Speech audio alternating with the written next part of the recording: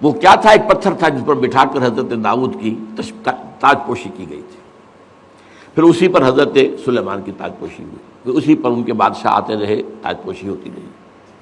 Tights نے جب گرایا ہے سن 70 عیسوی میں، یروشلم کو برباد کیا، 1,33,000 یہودی ایک دن میں قتل کیے، ایک دن میں، باقی نکال دیا، بھاگ جاؤ یہاں سے۔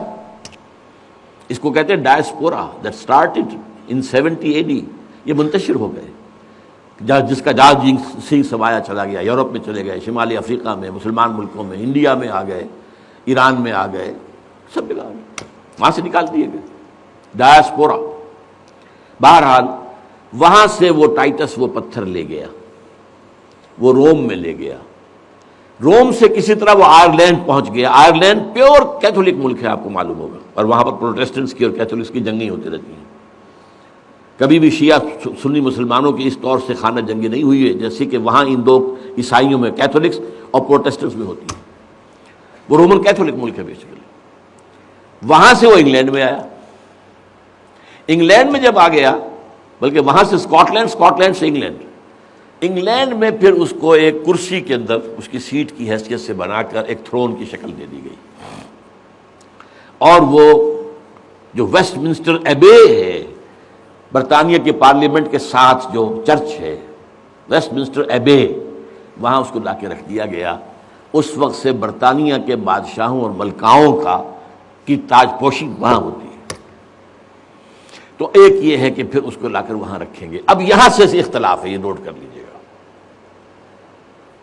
یہاں تک عیسائیوں کا، یہودیوں کا ایجنڈا ایک، یہاں اختلاف ہے۔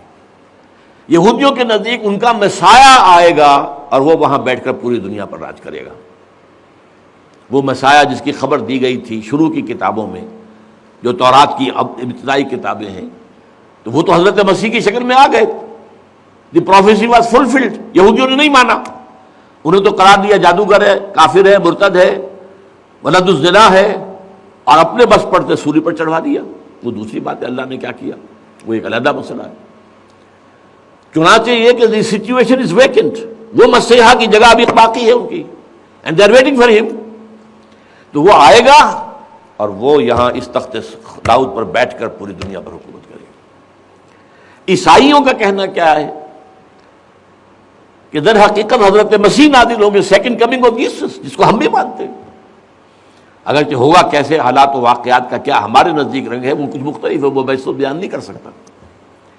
حضرت مسیح علیہ السلام پھر اس تخت پر بیٹھیں گے ان کے عیسائیوں کے مطابق۔ چنانچہ پوپ جو مر گیا ہے، پال سیکنڈ، اس کو یہ ٹرمپٹ والے کہتے ہیں شیطان، اور ان کا کہنا یہ ہے کہ اس شیطان نے the old ancient holy roman empire کو ریوائو کیا ہے یونائٹڈ یورپ بنا کر، اور ان کا مقصد کیا ہے کہ یہ فلسطین میں ایک رومن کیتھولک حکومت قائم کرنا چاہتے ہیں۔ یہودی اپنی حکومت چاہتے ہیں جو ہے، اور وہ اپنی حکومت چاہتے ہیں، یہ ان کا کہنا ہے۔ یہ میں نہیں جانتا کہ اس میں کس حد تک ان میں ایک دوسرے پر الزام درست ہے، لیکن جیسے کہ آپ کو معلوم ہے کہ انڈونیشیا کے اندر بھی ہوا تھا، ایک جزیرے کو تقسیم کر دیا، ایک حصہ جو ہے اس کا وہ رومن کیتھولک ریاست بن گیا ہے۔ شاید نائجیریا میں بھی اس طرح کا معاملہ ہوا ہے کچھ تھوڑے علاقے کے اندر، وغیرہ وغیرہ۔ تو یہ ہے، لیکن بہرحال یہ ان کا۔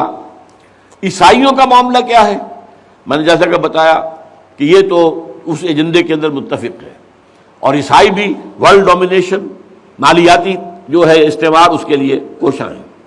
لیکن ان کے نزدیک حضرت عیسیٰ ابن مریم آئیں گے علیہ الصلوۃ والسلام، اور وہ حکومت کریں گے۔